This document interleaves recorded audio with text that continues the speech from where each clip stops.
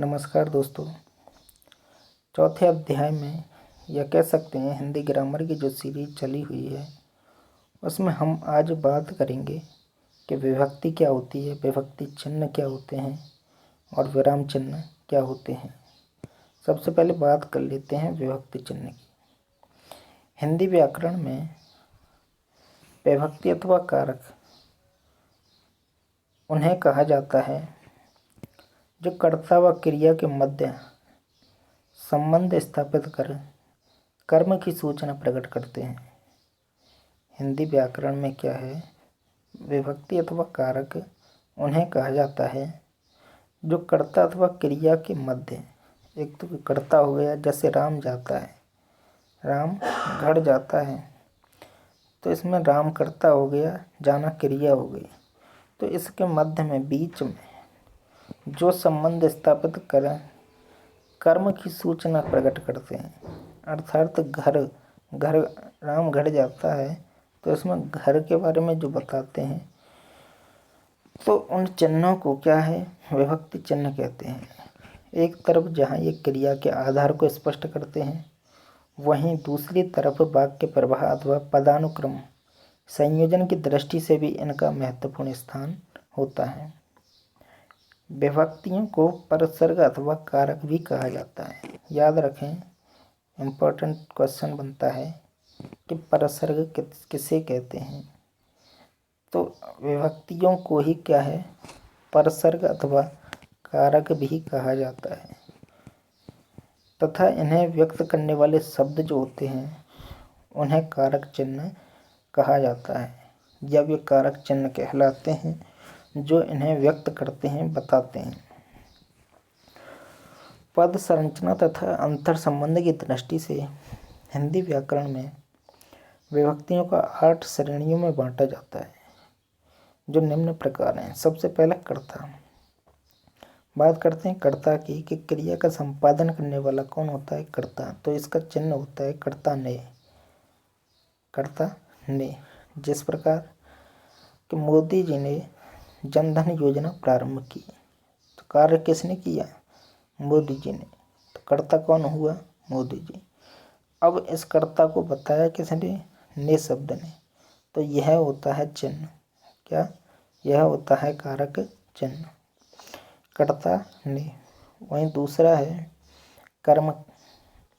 क्रिया का प्रभाव या फल जिस पर पड़े, मान लो क्रिया का इफेक्ट जिस पर पड़ता है, उसे क्रिया का प्रभाव जिस पर प्रकट हो, तो उस कारक चिन्ह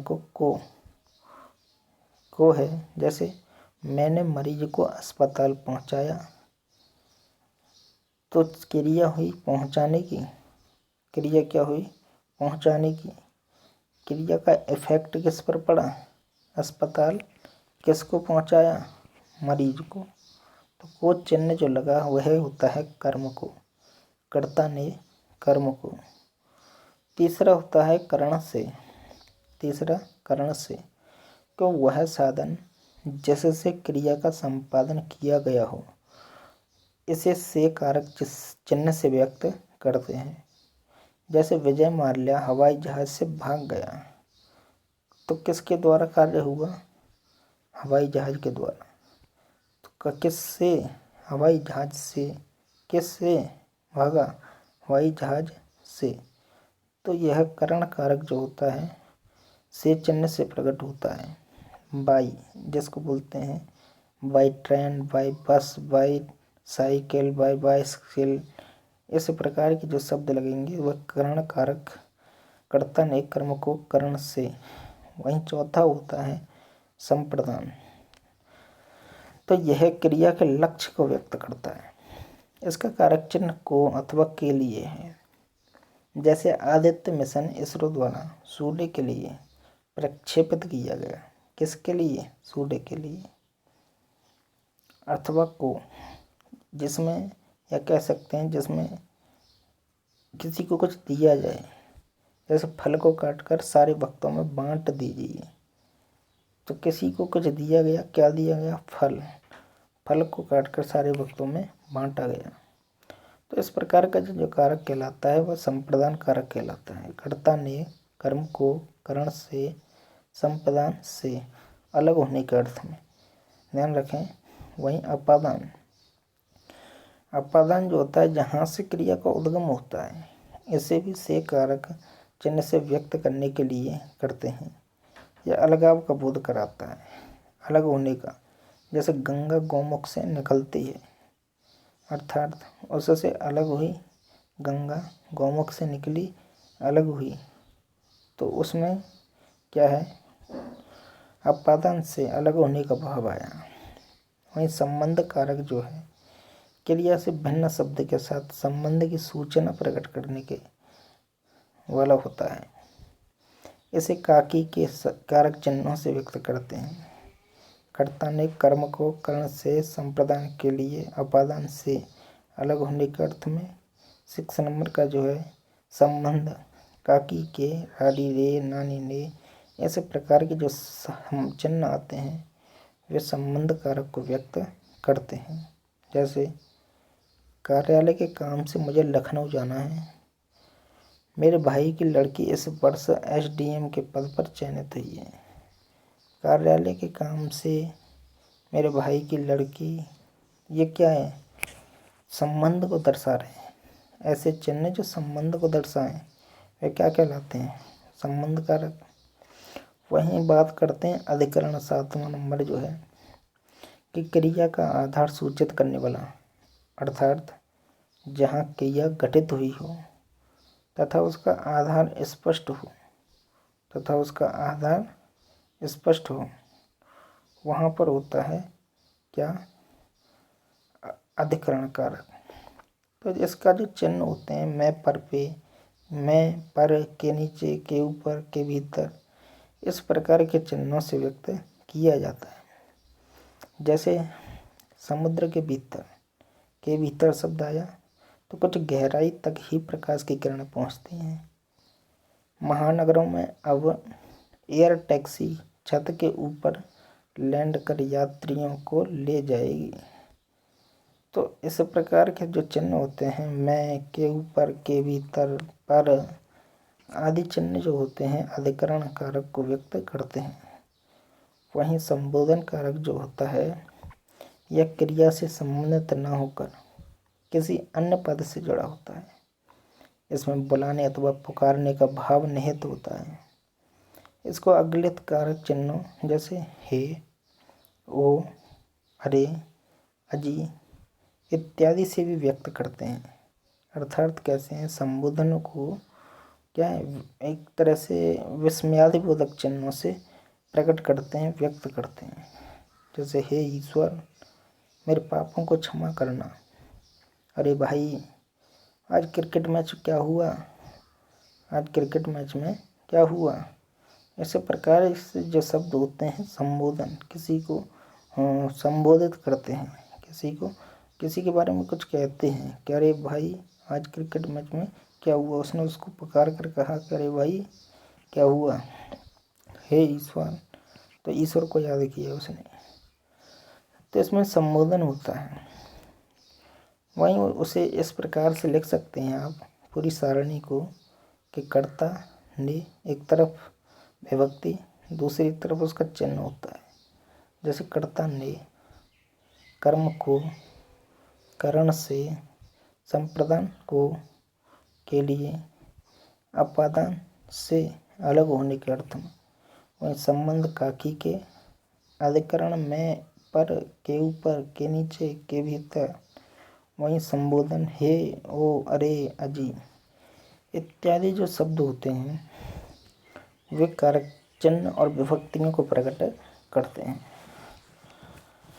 अब हमें जानते हैं कि सावधानियां क्या बरतनी चाहिए कि यदि वाक्य में कर्म और संप्रदान 2 कारक हों।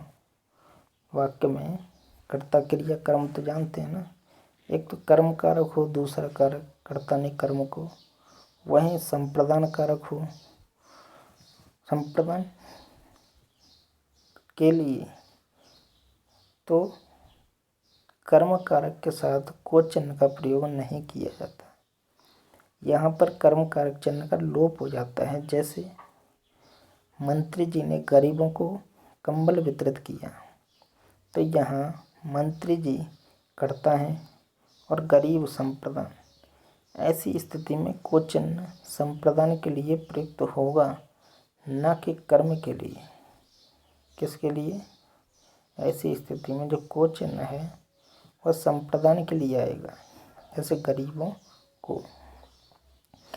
वहीं करण कारक की अगर बात करते हैं, जिसकी करण और अपादान दोनों विभक्तियों में से चिन्ह का प्रयोग होता है।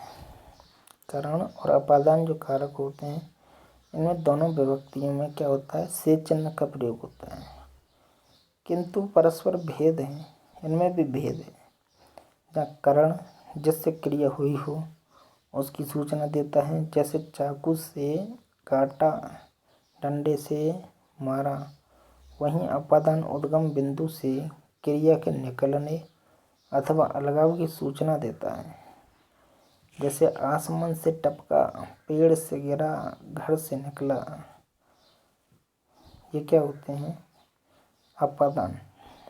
आसमान से टपका इत्यादि जो शब्द होते हैं अलगाव की सूचना देते हैं। जबकि चाकू से कह सकते हैं बाई नाइफ, चाकू से काटा, डंडे से मारा, तो इसका तो संबंध से है।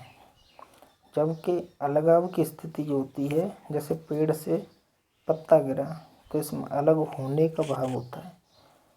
तो अलग होने के भाव में अपादान, जबकि संबंध के भाव में से चिन्हों का प्रयोग होता है। वहीं तीसरा पॉइंट जो है कि सर्वनाम, विशेषण, क्रिया विशेषण और संज्ञार्थक क्रिया के साथ भी परसर्ग लगते हैं या कारक चिन्ह लगते हैं, जैसे उससे, जैसे जिसका, निर्धन को, एकांत में। चौथा पॉइंट जो है कि परसर्ग से पर पीछे प्लस सर्ग सृष्ट करना के भाव का बोध होता है। ये कारक चिन्ह विभिन्न शब्दों के पश्चात या बाद में जुड़ते हैं। इस प्रकार आई होप दोस्तों आपको यह समझ में आया होगा। नेक्स्ट हम बात करेंगे, डिटेल से जानेंगे विराम चिन्हों के बारे में, जो कि आज हमने देखे विभक्ति और कारक चिन्ह क्या होते हैं, परसर्ग क्या होता है। नेक्स्ट वीडियो को जानने के लिए चैनल को सब्सक्राइब करें, वीडियो को शेयर करें, लाइक करें। धन्यवाद।